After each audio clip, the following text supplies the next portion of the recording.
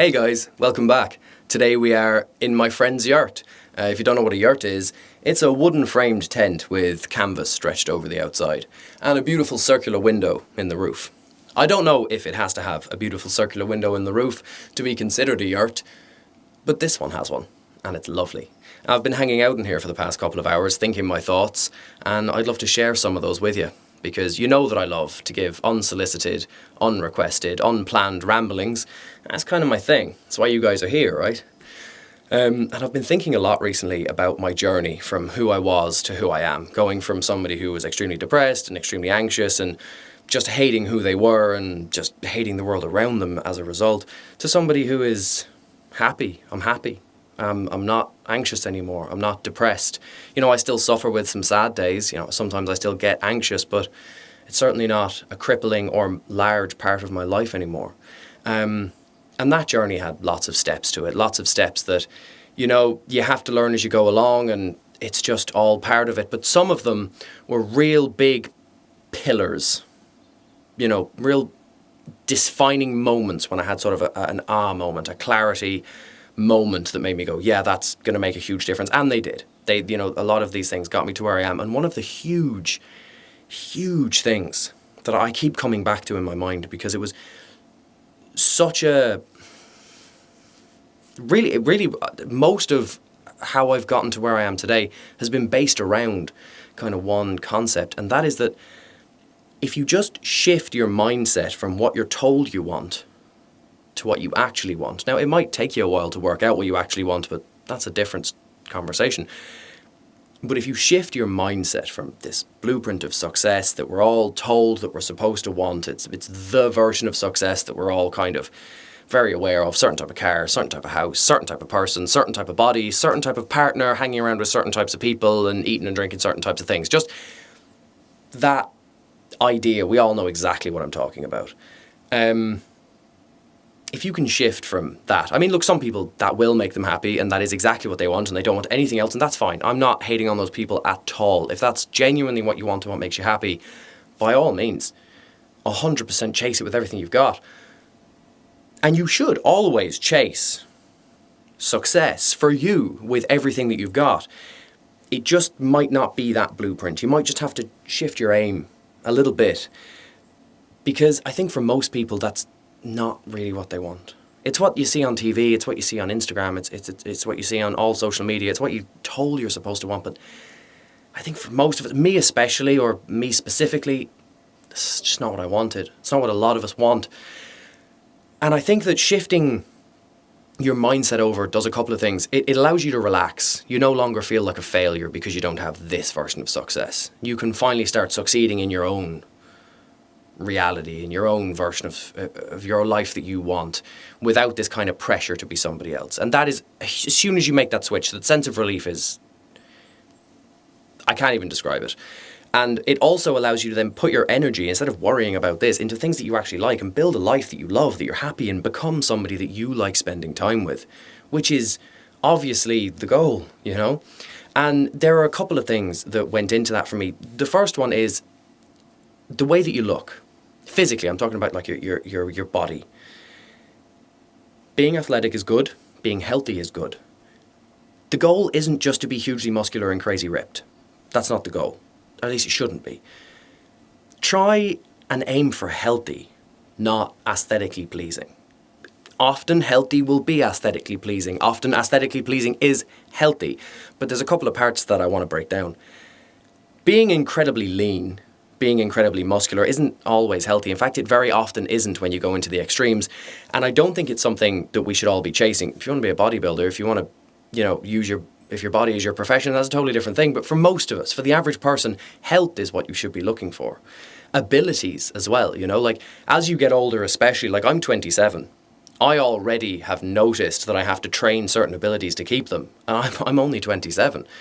I'm through my 30s and 40s, 50s, 60s, 70s, 80s, 90s, hopefully, that's just going to become more and more of a thing. And just training to be muscular and ripped is not going to have an impact on your abilities. It's not going to have an impact on how you really feel, do you know? So if you want to feel good in your body, don't aim for this. Aim for feeling good. Exercise in a way that allows you to do things that you want to do in your life. Like, look at your life, think about the things that you'd like to be able to do and can't, and aim for those. Your diet, your exercising, your training, whatever, just aim for that rather than just looking a certain way. And I can almost guarantee you that if you put your time and effort into training to be able to do things, you will look better than you do now. Realistically, it's the truth. Now, I know I'm saying that sitting in front of you as somebody who is distinctly pudgy, but I also used to be hugely fat. I was like 132 kilos, just really fat, because I used to box and do MMA. I stopped. I kept eating like I was still training. I got so vastly fat, and I couldn't do loads of things, and it really upset me. And I've gotten to a point now where I'm as strong as I'd like to be. I'm as agile as I can be, because I have certain injuries, and well, I could be more agile, that's not true, but I'm as agile as I'm happy with being. I can run, jump, climb, I do rock climbing, swimming, stuff, and I'm happy with my level of ability. And that brings me a sense of peace that I can't explain. Not just because it lets me use my body and movement as a way of expressing my enjoyment of life and vice versa, it also makes me feel safe. I can do a pull-up, I can do many pull-ups, but I can do one good pull-up, and I can almost do a muscle-up. Jesus, if I get to a muscle-up, you won't really... The ego boost I'll get out of a muscle-up is insane. But it makes me feel like if I was in a life-and-death situation, I could run, I could pull myself out of something, I can deadlift enough that I know that I could pick up a person, even if they were very heavy, like a loved one, if they fell, I could help them.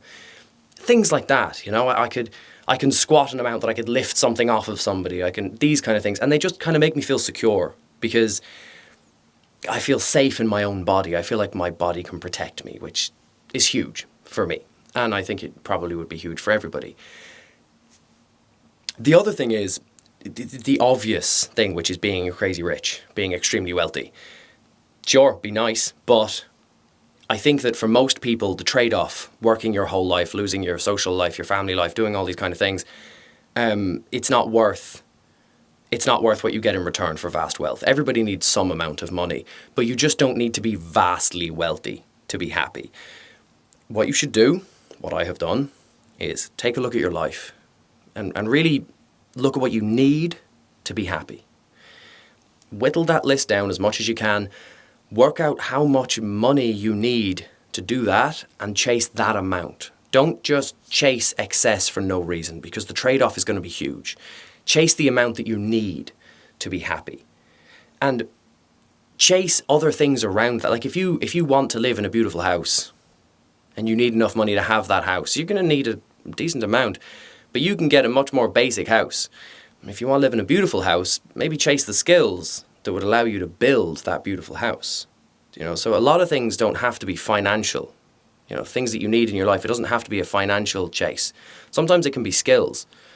Often it can be skills to allow you to build, make, create those things in your life. And that was a huge transition for me. I thought, like, I went through a huge phase in my life where I was like, there is no such thing as enough money. And I would trade anything for just a blinding excess.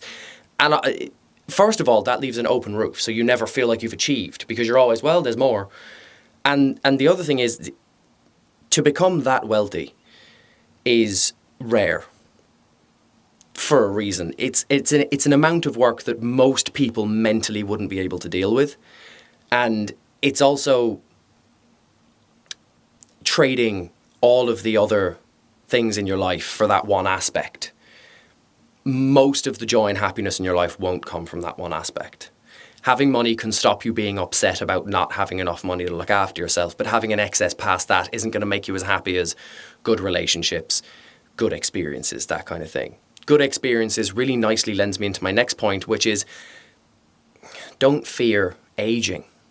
Try not to. I know it's a difficult thing, and I went through phases of, or more than phases, of being really afraid of getting older and really afraid of death, which is something I think we're all scared of. I mean, I can't say that I'm not afraid of it anymore, but I'm certainly much more at peace with it, because I've realized that getting old isn't anything I can do anything about. I'm getting older, and I'm getting closer and closer to the end of my life.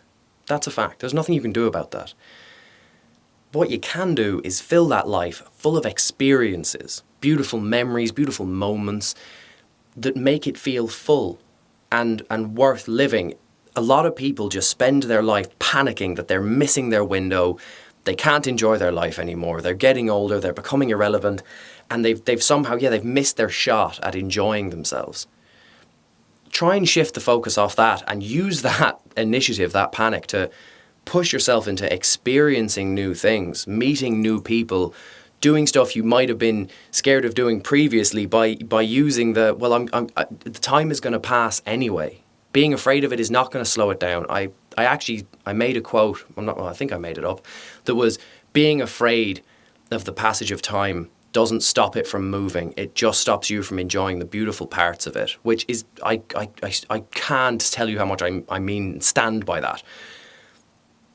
Just put that energy into having experiences and just accept that you're getting older, and panicking about it is not going to help. That had a huge impact on my happiness.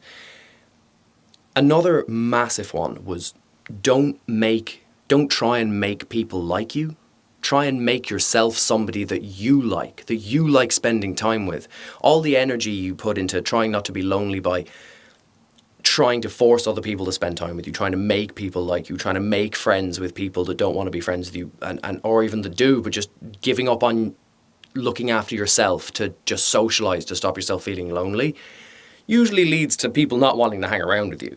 It usually leads to you becoming the kind of person that's not great to spend time with. But if you can work on becoming somebody that you like spending time with, think, if you wanted to spend time with somebody, what habits would they have? What hobbies would they enjoy? What kind of person would they be? What things would they have knowledge about? Take the time to take up those hobbies. Get knowledgeable about those things. Become that person. And two things will happen. You'll enjoy your own company, which is huge. And it makes a huge impact on feeling lonely. And the other thing is, you'll then become a very desirable person to hang around with, and you'll have people to hang around with. There'll be much more of a, people will want to spend time with you rather than you wanting to spend time with them. I can't tell you how impactful that was for me, realising that. And the joy and fun that comes in becoming who you like to hang around with. Because I was like, I've thought this, I was like, I'd love to hang around with somebody that's really into the outdoors, really into like rock climbing, really educated on certain things, like, mechanical engineer, like cars. I really like cars, and I always wanted to talk to people that knew about them. I didn't know that much about them. So I went out of my way to take up those hobbies and teach myself about those things. And now I enjoy spending time with myself, and other people enjoy spending time with me as well, which is, a really nice side effect of it. And I think to kind of encompass all of it, maybe just a final point that I'll make, just realising that success isn't an amount of money, an amount of friends, the size of your muscles, how ripped you are, the kind of things that you own. It's none of that. Having a successful life is having as many experiences as you can, forming as many solid relationships as you can, and learning to have a good relationship with as many people as you can, including yourself. It should start with you. Learn to have a good relationship with yourself. Look at your family if you're lucky enough to have one, a partner if you're lucky enough to have one, your friends if you're lucky enough to have them, and think, how would I like my relationships with them to be? And don't put the onus on them to make that relationship better. Put the onus on yourself, at least at first. Become the perfect your side of that. If they don't match it, I've said 100 times, if people don't make the effort for you, don't make the effort for them. But if you're not making the effort either, give it a go. If they don't reciprocate, that's a different story. But success, I promise you, it's experiences, it's having beautiful moments, it's pushing yourself into things that you're afraid of just because. Just trying new things. If you always eat the same kind of food, deliberately go to a restaurant and get the thing that you don't think you'll like, worst thing that happens, you don't enjoy the food. The best thing that happens is you have an experience you remember for the rest of your life, and now you like a new food. And take that energy into every aspect of your life, if you can. And look, I'll talk about many other things, about how I changed my life and the mindset that got me here, but the things I've just mentioned there, huge pillars of how I got to where I am now. And look, if you'd like me to go into any of them more in depth, please put it in the comments, let me know. And if you'd like me to talk about anything else, please let me know. And thank you for listening to my rambling, because even if nobody listened, I still love making them. But the fact that it helps other people makes this so worth it for me. So I'll see you in the next one, and thank you very much.